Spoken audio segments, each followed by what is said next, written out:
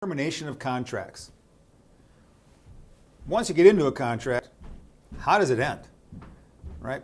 I think pretty obvious is the best way for it to end in terms of real estate contracts is we go to closing and the contract is terminated. We say it's executed at the closing.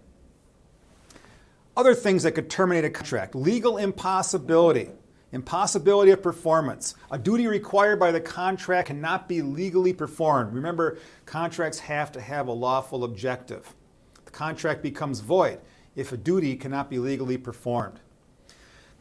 Termination per a contingency. This is a relatively important one. Well, it's a big deal in real life for sure. And we've got a star and a highlight here. So usually buyers make offers. Contingent.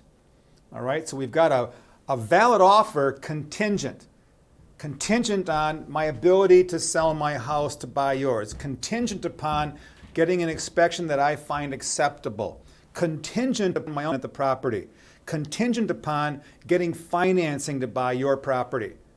All right, contingent upon getting financing with terms that are acceptable to me to buy your property. These are contingencies. The contract is terminated if a contingency is not met and the buyer's earnest money is returned. That's not a breach of contract, that's per the contract. Contract says I'll buy it contingent. If these contingencies can't get met, I get my earnest money back. Boom. All right. Next one, mutual rescission. Most contracts cannot be unilaterally rescinded. You can't say I've changed my mind, therefore I think we terminate this contract, no harm done. That can't happen in most every case. But you can do mutual rescissions, right? All parties agree to cancel the contract. The earnest money would be typically returned. Make an offer. Communication of acceptance. I'm sitting there, I've got tons of anxiety. I get a hold of the seller and I say, I don't think I really want to buy this property. And the seller goes, oh my goodness, you know what? We don't really want to sell. Yay, cheers, boom, let's mutually rescind. You can do that. Terms of a lease, all right? Terms of a lease contract. Now, leases terminate on a specific date if they're, an estate for years. Terminates on a specific date or by notice if it's a periodic lease, like a month to month. Now, the sale of a property does not terminate a lease. The lease is an appurtenance to the property. The buyer takes title subject to. The buyer buys the land and its appurtenances. Appurtenances are improvements, rights, interest, and fixtures. A tenant has the right of possession. That right survives transfer of title, unless something to the contrary is written into the lease.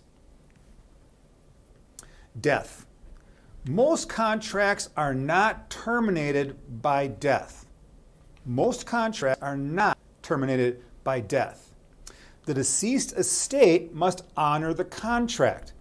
So, and this is going to happen in your career, all right? It's probably going to happen to you at least once in your career. Your buyer makes an offer on a property. The offer is accepted, seller communicates accepted, binding contract, executory period, seller passes away. Seller's estate is bound to the same contract that the seller was bound to. The deceased estate must honor the contract. The contractor would terminate if there were no heirs or no devisees, but generally there are. So what can happen in the real world is the seller wanted to sell, but the kids aren't so excited about it, and so you can get issues. So it can be a little bit contentious. It can be. I'm not saying it will be. But be prepared for that. Death does not cancel most contracts. Now, you can always write something into the contract if it's the desire of the parties.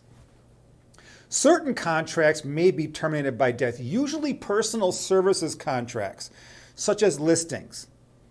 Offers, which are not contracts, terminate upon the death of the party. An offer is not a contract, and that terminates upon the death of the party.